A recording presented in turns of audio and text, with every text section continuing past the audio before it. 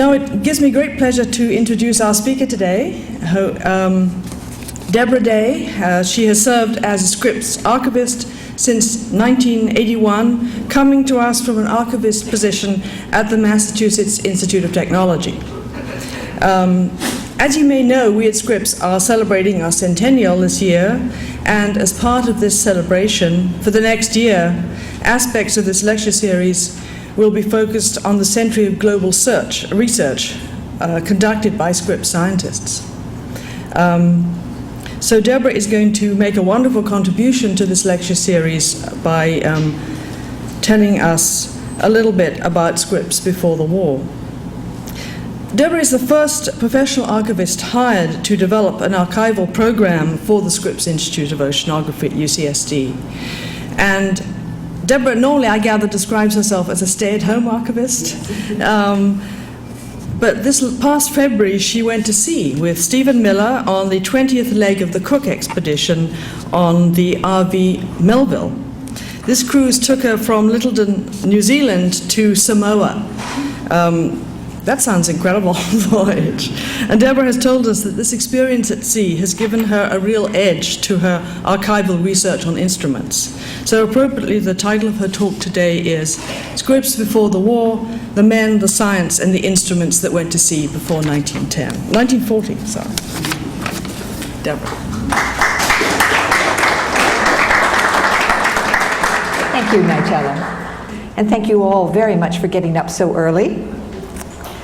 I want to talk today about Scripps a century ago. So a century ago, University of California zoologist William Ritter dreamed of establishing a marine station on the west coast of the United States. Here is Ritter, the distinguished man in the center, in the back in glasses. And two men to his left, the clean-shaven man there is his associate director, Charles Kofoid. I'm going to be talking a lot about these men today. This photograph was taken in the boathouse of the Hotel del Coronado the summer of 1904. Beginning in 1892, Ritter and a few of his graduate students began to pitch a tent annually during the summer at different places along the California coast. And at each place, they would try to find a millionaire that would fund their permanent station. In 1903, they'd reached all the way to San Diego, and they were fortunate enough to meet E.W. Scripps and Ellen Browning Scripps, who would make their dream laboratory a reality. Ritter, Scripps, and Ellen Scripps sat down together the summer of 1903 and drafted the bylaws of this little station, which they called the Marine Biological Station of San Diego. And these are the original bylaws. I want you to look at section 2. This is all in Dr. Ritter's handwriting. And of course, the original of this is in the archives at Scripps.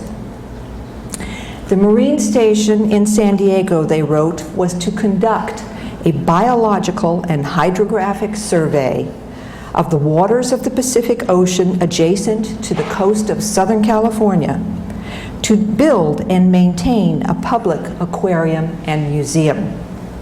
Historians of science have studied this document and Ritter's other writings for many, many years in order to try to intuit what purpose they had in starting the Marine Biological Station. And as I read this document, it's always bothered me that these different ideas are in the same paragraph. And I've asked myself, what does a biological survey, a hydrographical survey, an aquarium and museum have in common? Why are they all in one paragraph? So I've decided to take another track.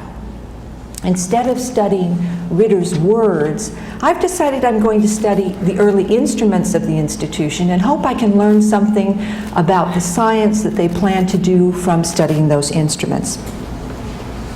Oceanography, of course, has been called an instrument-driven science. Oceanographers will tell you that the Scripps institution began developing instruments in 1903, and that instruments still drive the institution today. I want to start by talking about two men. Again, Ritter in the center and Kofoid, two men to his left. These two men ran the Scripps Institution from 1903 until they retired in 1923. But both of these men described themselves in 1903 as zoologists, not as oceanographers. Both were men of the West. Ritter was born in Wisconsin in 1856 and Kofoid in Illinois in 1865. Ritter studied at Oshkosh in his native Wisconsin before going to the University of California for his master's degree. Kofoid was a graduate of Oberlin. Here's Ritter at graduate school. Both men went to Harvard, and they were students of E.L. Mark at the Museum of Comparative Zoology there. At Harvard, they undertook original scientific research leading to a PhD in zoology. Both of them intended to be professors, and that was the right training at the time. Along the way, they both acquired a little bit of East Coast polish and some very important East Coast connections. Here's Charles Kofoid the week he arrived at Harvard. That mustache lasted about a week in Cambridge. Kofoid described the routine at Harvard. The men each have an appointed seat, a microscope, and a lens. And everything is furnished them to do. The man is told how to draw what is given him, and the assistant criticizes and corrects his work, questioning him on it, and make any suggestions which are best in mind. There is little spontaneity and freedom. If Kofoid felt constrained at Harvard, he got a great deal of freedom during the summer in Newport, Rhode Island. Both he and Ritter spent the summers working at the marine biological laboratory set up by Alexander Agassiz at Newport. This is Alexander Agassiz about that time. Agassiz was the son of Louis Agassiz, the distinguished naturalist from Harvard. He had become enormously wealthy through investments in the Calumet copper mine, and he used his personal wealth to contribute to Harvard and build up research there. And he also built this private laboratory, which every summer he invited the students down to work there. Agassiz was a seagoing scientist, unlike the zoologists at Harvard. He had experience at sea in large ships and a very wide acquaintance throughout the world among oceanographers. Ritter and Kofoid, like many of their contemporaries, worked at Harvard only with preserved specimens. But at Newport, they learned how to use dip nets and trawls. They went out on rowboats and small skiffs to actually collect living specimens. Both men had a roaring good time at Newport, and both of them had the same thought. When we go back west, it would be nice if we could start a little station there, just like this one.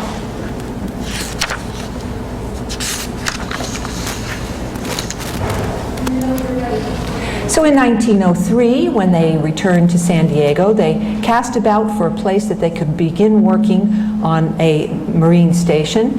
And of course, the biggest institution in San Diego at that time was the Hotel del Coronado. The University of California had connections with the hotel. The hotel made the boathouse available for the use of the professors over the summer.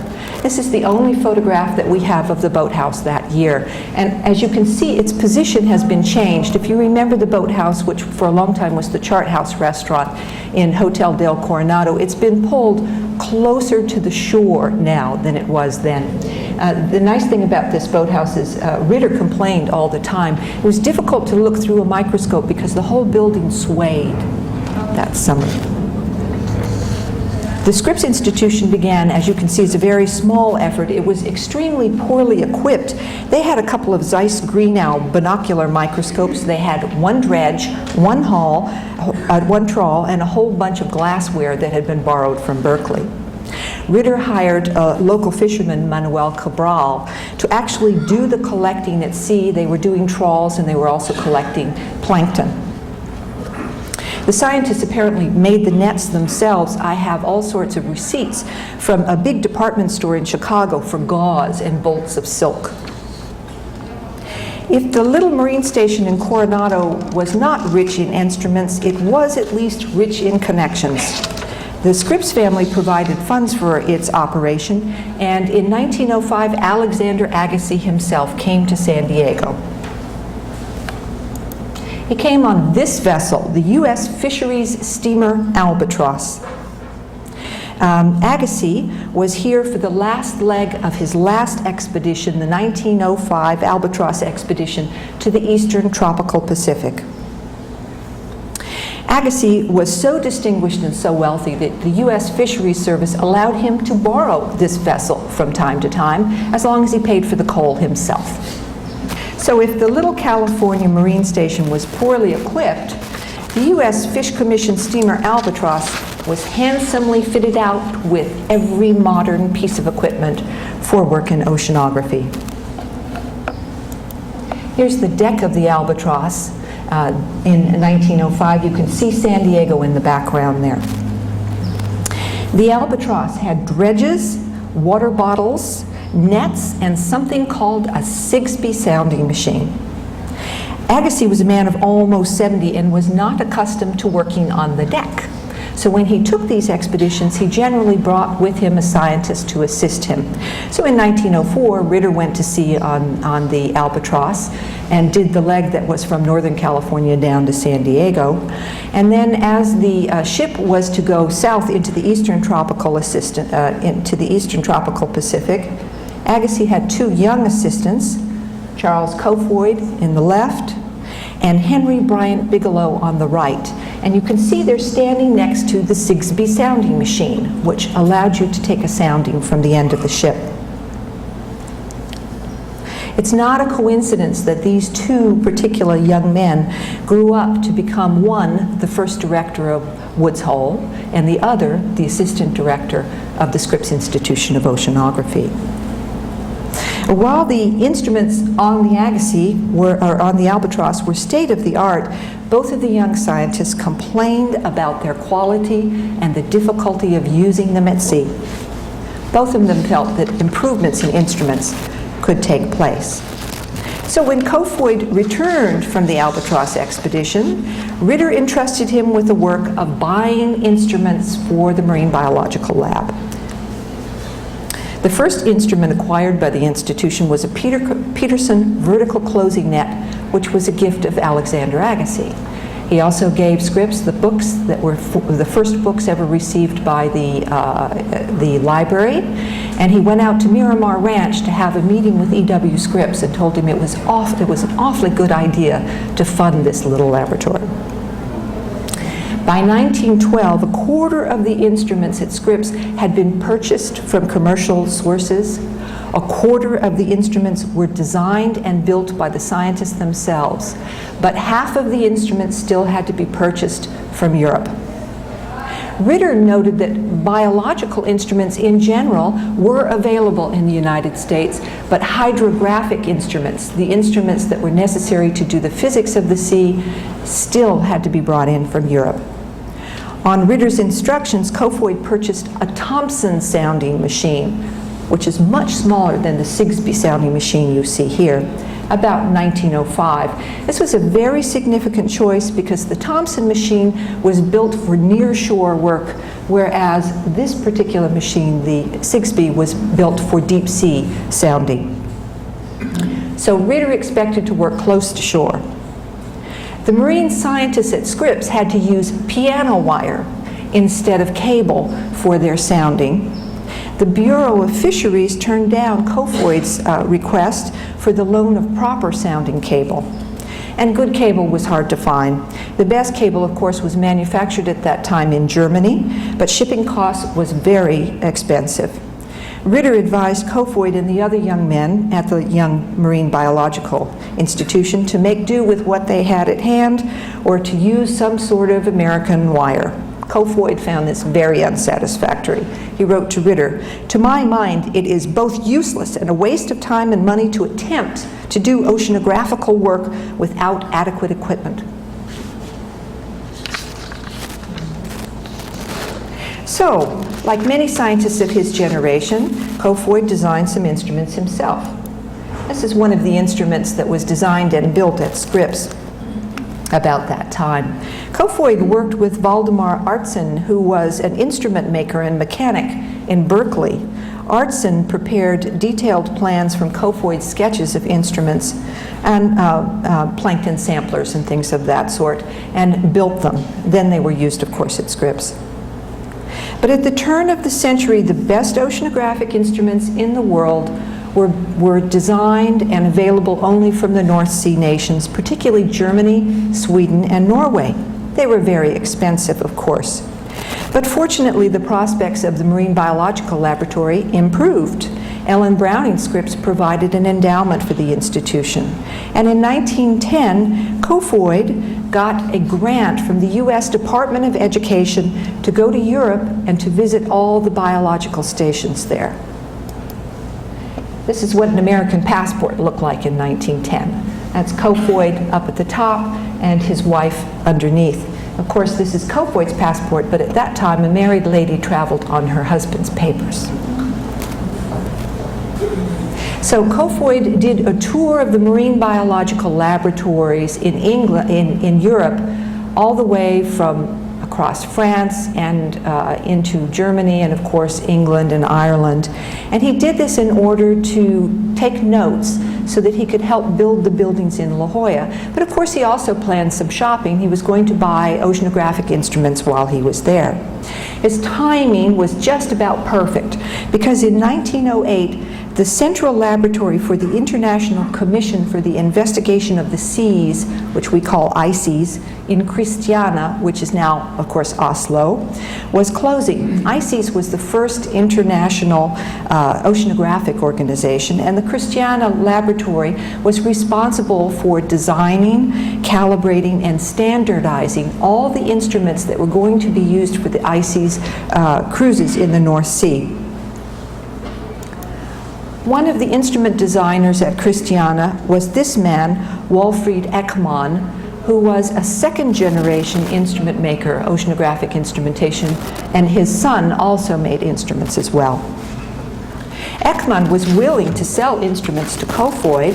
Kofoid sent Ritter an inventory of what was available and asked for authority from La Jolla to purchase all of the instruments. The instruments had been made at the laboratory by the scientists themselves or various instrument makers, Kofoid wrote. The present instruments are tested and approved whenever necessary. It will be difficult to get anyone to do this in the future. Oceanographic instruments, of course, had to be designed for works in all sorts of different environments, for works in the deep sea, for works in the shallow sea, and so forth. So the procedure was to find the most commonly used instruments and test them, and then publish in the scientific literature the test results. And of course, if you found a dud, you also published that all the oceanographers in the United States shouldn't use that particular instrument.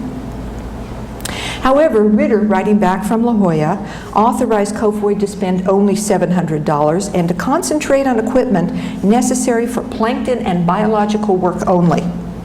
As to general policy, Ritter wrote, while we are greatly interested in oceanographic problems as such, we are not, as I see it, ever to let these rise to the place of primary importance. Biology is our main interest. Ritter specifically advised Kofoid not to purchase a Christiania bottom sampler, a coring device. And let me quote him again. Since with our present working force it is impossible to take up this work seriously, it will not be wise to put much money into apparatus for it. So here we have clearly evidence that Ritter wanted the Marine Biological Station to be biological, and he also wanted to concentrate entirely on nearshore work. So Kofoid got to purchase about 10 or 15 instruments. This is one of them. This happens to be an Ekman current meter.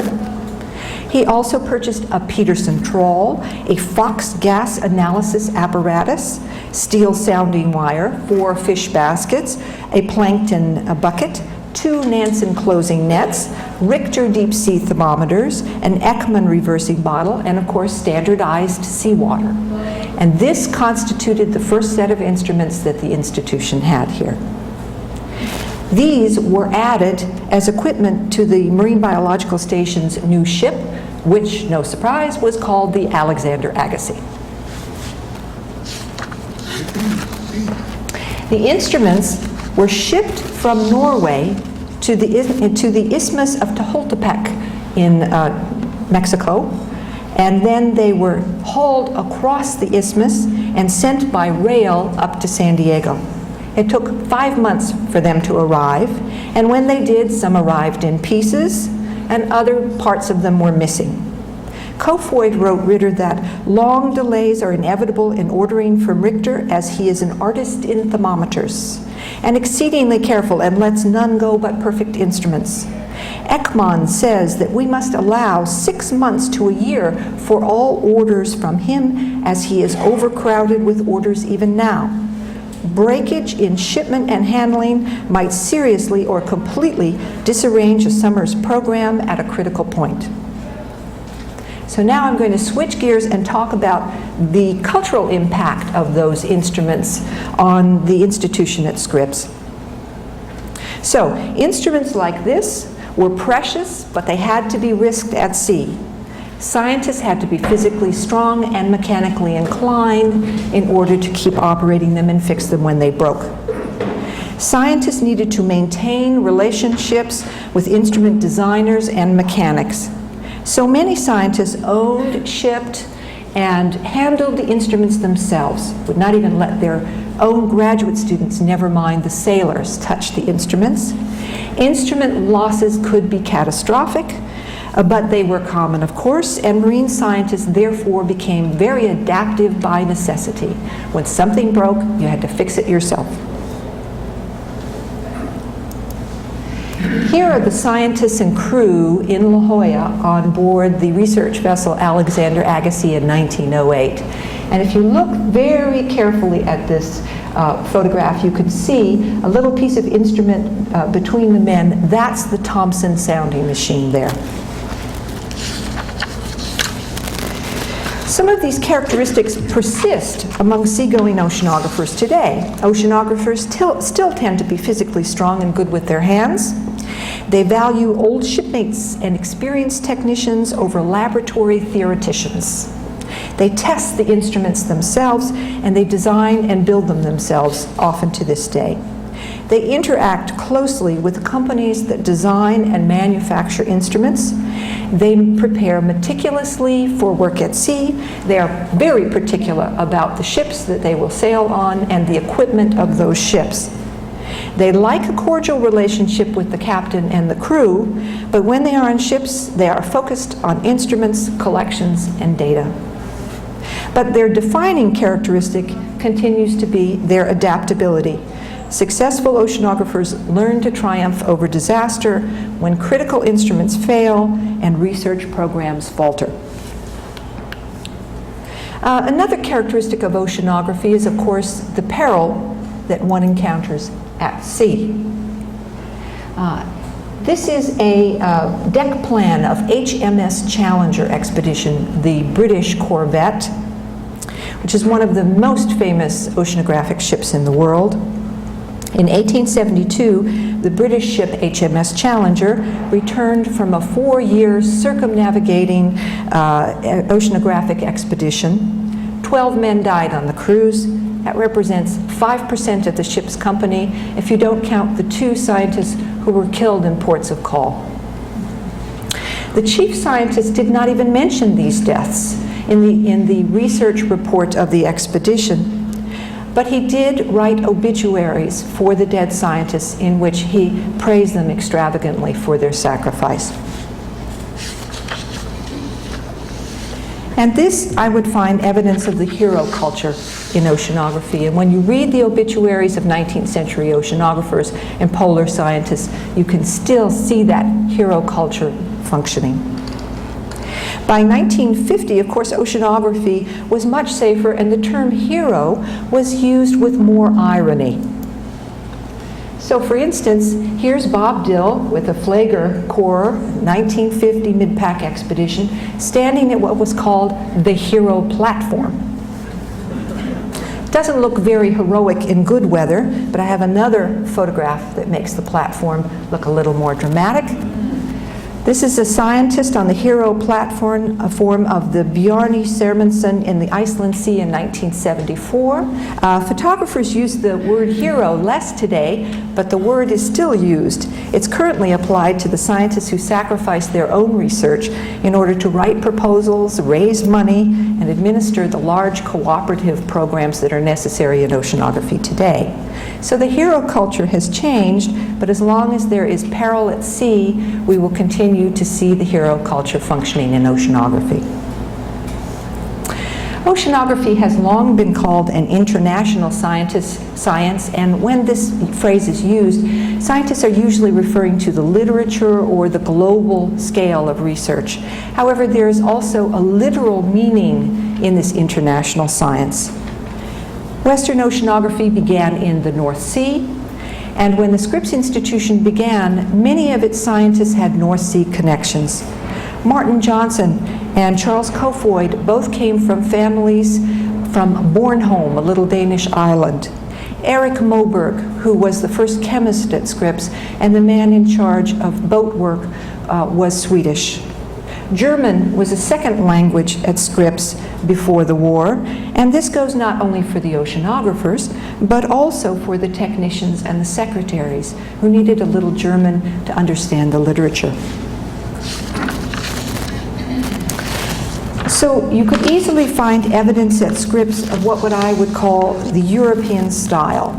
For instance, instruments, when they were not at sea, were kept at the Scripps Museum. This is the Scripps Museum, about 1923, and you'll recognize the Ekman current meter there, and also you'll see a Peterson bottle over here to the right, and several other instruments around.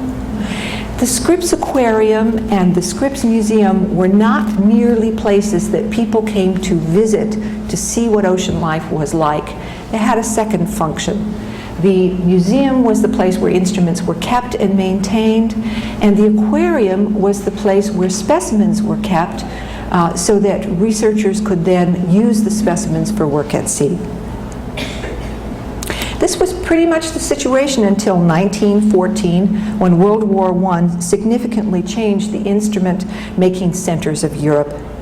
And the instruments that we've been talking about up to this point, as you can see, were all mechanical instruments. They were run by springs and gears, clockwork, lead weights, and messengers. Many of these instruments were designed to be used on a stationary ship. They could not be used on a ship that was underway or on a pier. This is another explanation for why Scripps had a pier. It was a place where you could test out these instruments. There was not an awful lot of difference between a stationary ship and a pier at this time. If a Nansen reversing bottle closed too quickly, you could lose a thumb. If instruments were not properly attached to a wire, a kink in the wire could endanger a whole string of instruments. It could snag the winch, and it could even endanger a ship. Instruments had to be recovered from sea in order to obtain their samples, which were often done on smoked slides. And of course, what went down didn't always come up. Data was stored the old-fashioned way on paper. I have with me this wonderful book, which is called Scripps Institution of Oceanography, Plankton Record 1892 to 1917. And what I particularly like is the spine title, which is Pacific Coast Collections, Volume 1, U of C. And inside, as you can see, is a list of the sample, a list of what the collection is, whether it was a trawl or plankton, the locality and depth of the sample, the date of the sample, and the name of the researcher who made the collection at the time. These were all entered in hand by the scientists who went to sea right after they returned to shore. This is the way all of the data was kept in those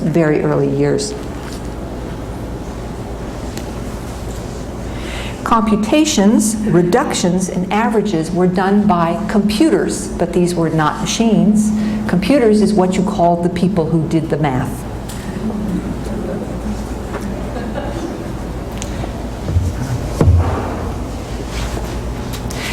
Scientists, of course, didn't really want to do all of this work, and so they demanded that the next generation of instruments be done by people who were called technicians.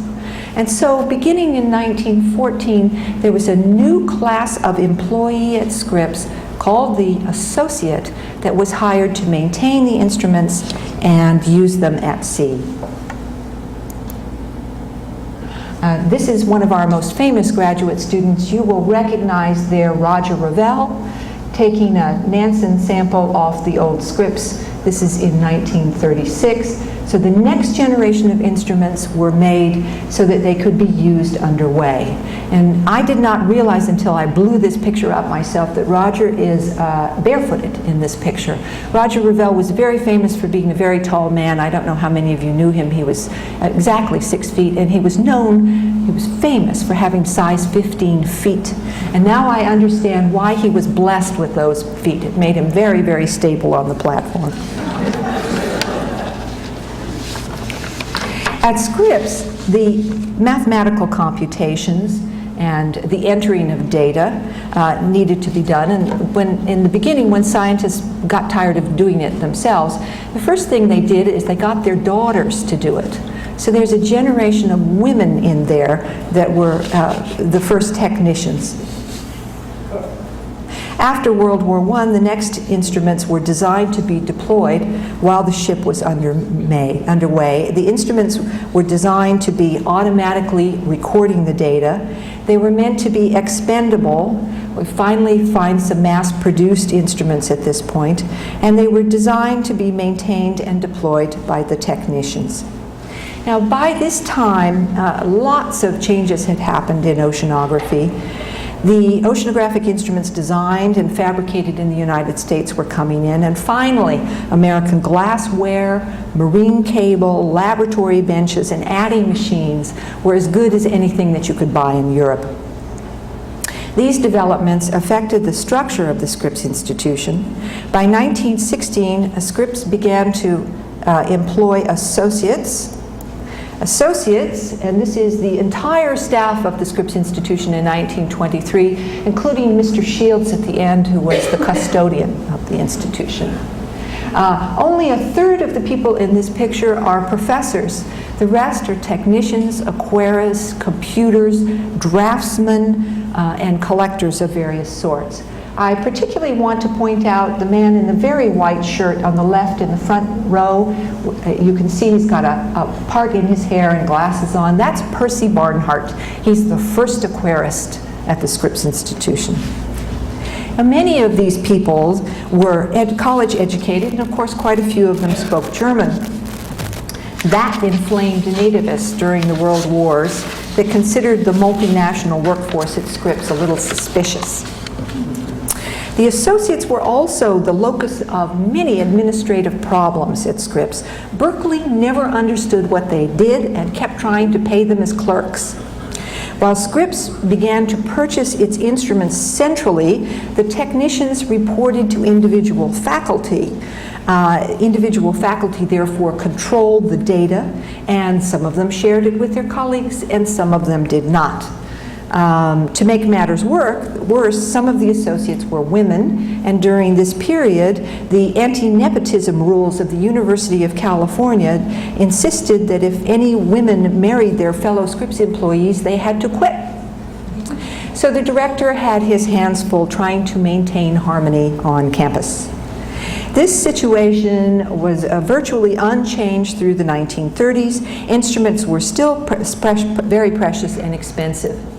In 1936, Scripps got its new director, a Norwegian, Harold Sverdrup, and when Harold came to La Jolla, he naturally brought with him his own instruments from Norway. Here he is with his current meter on the Scripps pier. There was still nothing manufactured in the United States that was equal to this particular instrument in 1936. 1936 was also the year that the old research vessel Scripps exploded and burned at the yacht basin in San Diego, losing all of its instruments. These were so precious that Scripps actually posted a reward for anyone who found the instruments washed up at the shore, and quite a few boys made good money by bringing up the Nansen bottles to the institution.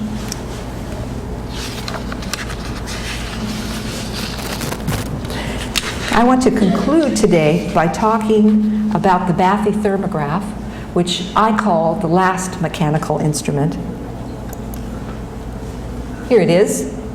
It was an instrument that was born as a mechanical instrument, but it was modified over the years and became an electronic instrument, and of course is now a digital instrument.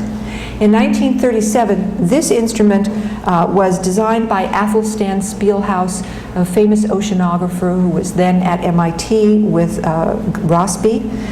He got a patent on the instrument, and what it does is it plots temperature in the ocean against pressure, and it's a very important oceanographic instrument. Here's a little cross-section showing how it worked. In 1937, copper tubing, which you can see up there in the upper left, filled with xylene inside the instrument, expanded or contracted depending on the temperature. This pushed a stylus, which then made a scratching mark across a glass slide that had been smoked. Smoke had been run over it. And that's what the bathythermograph did. The slides then came back to the La Jolla campus to a place called the bathythermograph unit, which was completely staffed by women. They were called the bathythermograph girls. They held the smoked slides against a scale, and then they wrote down on index cards the information from each bathythermograph cast. And these index cards filled an entire room at the Scripps Institution of Oceanography. Averaging this data and making this data worthwhile or useful to the scientists was the work of several generations of scientists. And there were so many numbers, it created a terrific problem. So beginning in the late 40s, and certainly by the 50s, the bathythermograph girls started looking for computers, this time machines, not men. The early computers were in Los Angeles, and they began by using those, but very quickly acquired computers down at the Scripps Institution. The early mechanical instruments that were designed before World War II were quickly replaced by electronic instruments after the war. The electronic instruments used slow-speed tape recorders and direct wiring plotters to record data. So here you can see a photograph of the man in the middle. That's James Snodgrass. There's a plotter to his left, and here is the tape recorder down on his right. I don't even want to think about the difficulty of taking instruments to sea that were filled with vacuum tubes, but that's in fact what they did. So with the introduction of this new generation of instruments, the old associates category of people faded away. There was a new unit created at Scripps called Special Developments. Snodgrass was the first head of that unit. Special Developments was in charge of designing and modifying the electronic instruments and putting them out to sea. Eventually, IBM computers enabled Scripps to automate and centralize data collection into data centers. And while some data continued to be controlled by individual researchers, the data centers took a much more collective approach. And a new group of scientific workers emerged called the marine technicians. And the marine technicians were people who went to sea with the instruments and who maintained them on ships. So instruments, as you can see, clearly shaped the Scripps Institution for its first 40 years. And it's my suggestion that instruments continue to shape the institution as it is today. Now that we're in the digital age, we have a new set of digital instruments. This is one of the instruments that John Orcutt discussed with you at the last lecture here.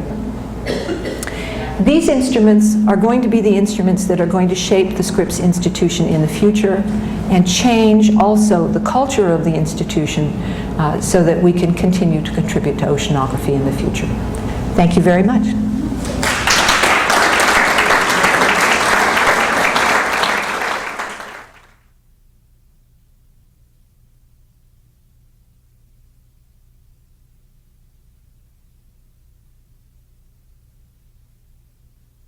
I would say actually the routine trawls that were being made at the time, the collecting nets and so forth, I'm amazed at how many specimens have the word Scripps in their name. And if you study this, the marine life that was discovered in the first years at Scripps, I think that those were the biggest contributions that were made. But quickly that changed. There was a group working in Norway called the Bjørknes group that were very interested in air and atmosphere. And they were very interested in doing long time series of data. And the cow coffee cruises were exactly such a time series. And they really gave the data to the scientists so that they could describe what was happening at this part of the Pacific.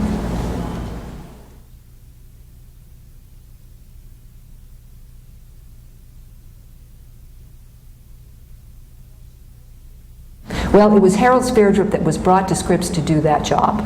And in 1936, 1939, he mounted the first big expedition, the Gulf of California expedition, which did the first hydrographic survey of the Gulf of California. Up until that point, most of the collection cruises were not overnight. And Mr. Robert P. Scripps gave Sverdrup a new yacht called the E.W. Scripps that was capable of doing deep ocean oceanography, so they went out. Of course, the war interrupted all of that. The E.W. Scripps was turned over to the Navy for the duration, and so it was really Roger Revelle that then picked up the threads after the war and began the big oceanographic expeditions of the 1940s and the 1950s. Yes, the question was the Alexander Agassiz, the institution's ship, built for oceanographic research? And the answer is yes, it was. It was built in San Diego. Scripps did not have much experience on the staff with ships at that point, so as soon as they built it and launched it, they discovered that the Thompson sounding machine could not be used from the end of the machine, so they instantly brought it back into the boatyard and had to have it modified so that that Thompson machine could be used. Great. Thank you very much. It's been a pleasure.